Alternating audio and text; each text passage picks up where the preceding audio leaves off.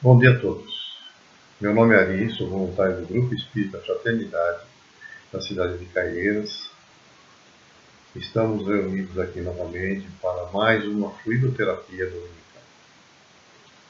E como fazemos em todas essas ocasiões, nós começamos agradecendo a Deus, nosso Pai, Jesus, nosso Mestre, a oportunidade que temos de estarmos reunidos juntos em torno do Evangelho nesse dia. Eu vou falar hoje de um tema que está no Fonte Viva, pelo Espírito Emmanuel, Chico Xavier, dentro da luta. É 162 o número desse capítulo. E lá ele fala de um trecho que João registra no capítulo 17, versículo 15. Jesus disse: "Não peço para que os tires do mundo, mas que os livres do mal." João, do capítulo 13 até o capítulo 18 do seu Evangelho, ele relata os passos de Jesus do encontro com seus discípulos, a ceia, até a sua prisão, negação e julgamento. Aí eu peguei na Bíblia de Jerusalém todo esse trecho, capítulo 17. Lá está como oração de Jesus, alguns chamam de oração sacerdotal.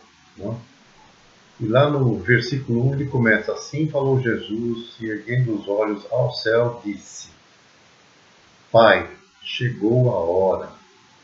Glorifica teu Filho, para que o teu Filho te glorifique."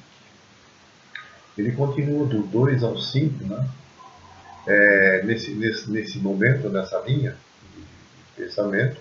É um momento que Jesus pede a Deus que o sustente, para que ele possa continuar manifestando até os seus instantes finais, junto aos homens, e é lógico, exemplificando, mais uma vez, o amor e a sabedoria divinas, que ele afirma que ele já tinha obtido de Deus antes mesmo do mundo existir. Mais uma afirmação sobre a pré-existência da alma, que Jesus está afirmando isso. Ele já tinha essa sabedoria, ele já tinha obtido de Deus aquelas qualidades antes mesmo do mundo existir. Muito bem. Quando ele fala em glória também, ele está glorificando a glória, não é no termo que a gente entende de glória como a honraria, glórias, homenagens, reconhecimento mundano e terreno. É outro sentido. Aí do versículo 6 até o 9, ele continua falando sobre a tarefa dele, e ele fala no item 9, porque por eles eu rogo. Eu não rogo pelo mundo, mas pelos que me deste, que são teus. Está falando ali dos discípulos. E tudo que é meu é teu, ele continua, já não estou no mundo. Guarda-os em teu nome, que me deste, para que sejam como nós. E ainda fala: quando eu estava com eles, eu os guardava em teu nome que me deste.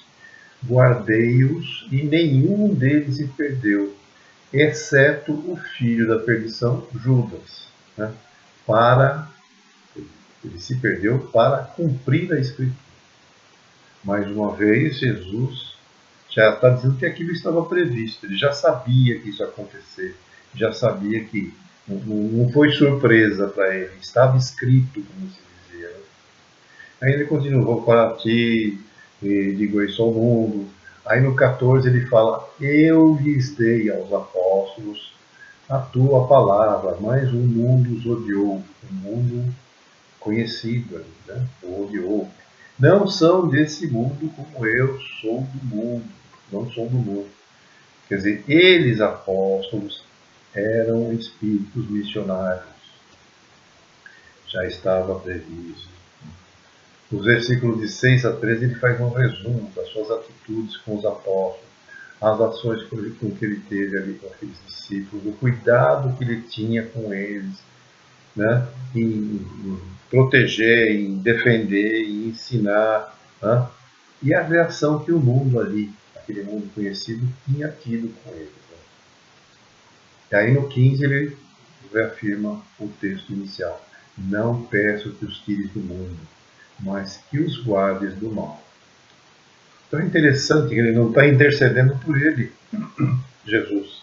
Ele não está pedindo para ele, mas pelos seus discípulos, por aqueles que iriam divulgar os seus ensinamentos, que iriam divulgar os seus exemplos. Tá? Não os retirando do mundo para que não sofrem, mas preservando-os do mal. O mal no sentido dos desvios, dos abusos, da contaminação, da corrupção, da modificação dos seus ensinamentos. Era isso que ele pedia, para que eles fossem preservados desse mal. Ele continua a noção do mundo como são, santifica, etc. e tal. E aí no 20 ele acrescenta, né? Além dos apóstolos que ele estava falando, ele fala: não rogo somente por eles, mas pelos que, por meio de sua palavra, crerão em mim, a fim de que todos sejam um, como tu, Pai, estás em mim e eu em ti, que eles estejam em nós, para que o mundo creia que tu me enviaste. Ele está intercedendo ali pelos futuros seguidores, aqueles que viriam. Aqueles que se converteriam futuramente, né, absorveriam os ensinamentos do Cristo e seguiriam com esses ensinamentos, iriam batalhar, iriam sofrer pela divulgação dos seus ensinamentos, ser perseguidos, pelos seus ensinamentos e exemplos, que seriam também influenciados negativamente para que se corrompessem ou corrompessem os fundamentos que Jesus tinha trazido. E a gente sabe que isso aí ocorre e ocorreu em muitas ocasiões, né? Se corromperam os ensinamentos cristãos. Tá? Então, uma outra roupagem que não foi aquela que o Cristo trouxe. Ele está suplicando pelos futuros apóstolos, dos princípios cristãos que viriam, né? dos futuros apóstolos que viriam, dos fundamentos éticos e morais que ele trouxe, né? E que orientam a vida dos seguidores de Jesus. E quais são esses fundamentos? Né? São aqueles que abrangem valores como o amor ao próximo, o perdão, a honestidade, a humildade, a fé em Deus, né? A generosidade, né? Que vão influenciar tanto a conduta individual quanto a sociedade e o desenvolvimento da humanidade. E assim, não é uma coisa só do cristianismo. Esses valores, se a gente for buscar, a gente vai encontrar em várias outras religiões, tá? Muitas religiões. No capítulo que relata João, ele pede, além do suporte divino, né, ao término da sua missão de Jesus, e do resumo da sua ação junto aos apóstolos, tá, ele pede para que fosse mantida a unidade e a pureza doutrinária dos seus ensinamentos. Essa unidade que a gente busca, ainda dentro da doutrina espírita, né? Busca e preza, né?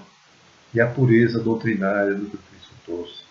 E que os seus futuros discípulos, através dos tempos também e regiões, também fossem amparados. Tá? Ainda hoje a gente observa no dia a dia as tentativas da deturpação da doutrina cristã, a criação de coisas que Cristo não trouxe, né? E é que as pessoas insistem em divulgar. Mas voltando ao tema fonte viva, né? Dentro da luta. Ele não pede o afastamento da luta, ele pede forças para poder suportar com serenidade, com honestidade, com coragem e valor. Né? E aí sim, glorificando a Deus. Né? A gente não deve pedir o afastamento da nossa dor.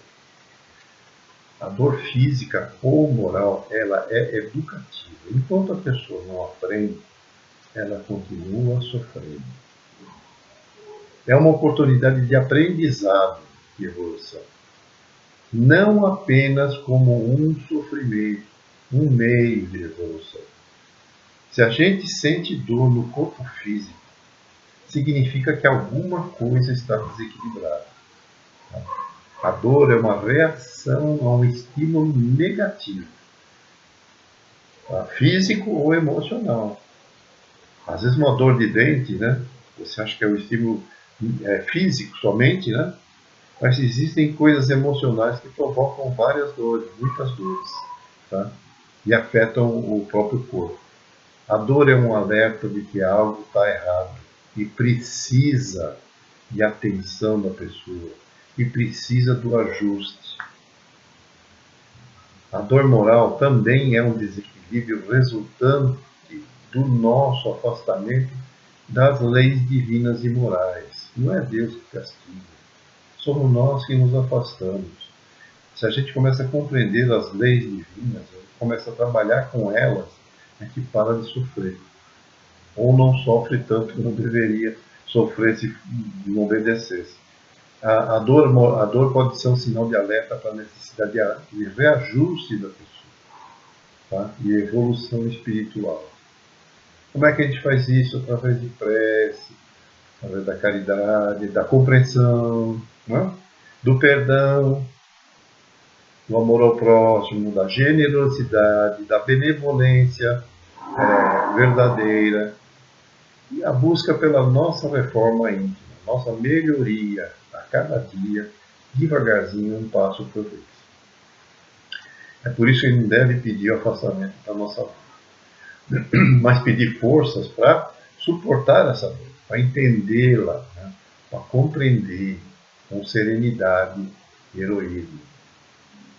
As pedras que estão no nosso caminho vão continuar lá se a gente não se mexer, né? E cabe a gente remover, não cabe ao outro remover. E a gente tem que fazer um esforço para aproveitá-la de forma útil. O que a gente faz quando encontra pedra no meio do caminho? Faz um muro, né? Ou então pavimenta, né? Para poder facilitar o trânsito para os outros que virão, né? Aproveitar essas pedras de forma útil. E as dores também são as dores morais a mesma coisa. Sabe? Temos que aproveitar isso para melhorar, né? Na nossa melhoria individual. A gente tem que pedir recurso para a nossa elevação e transformação dos nossos sentimentos. Nada existe sem razão.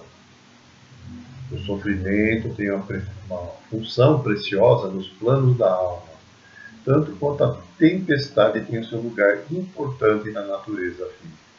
Uma tempestade, uma chuva repentina, ela limpa o ar, ela melhora a umidade. A gente que passa por esse período agora de seca, né, baixa umidade, a gente percebe o quão importante é uma chuva que vai trazer umidade para o nosso ar. E assim a gente tem que pensar também, uma árvore, né? Aquela sementinha na terra, ela está lá dentro da terra, ela tem que lutar para desabrochar, entendeu? Tem que se esforçar para sair do chão, não? E muitas vezes vai encontrar lá fora pedra no meio do caminho, espinho, dificuldades para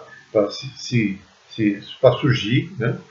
E para buscar vencer essas resistências, né?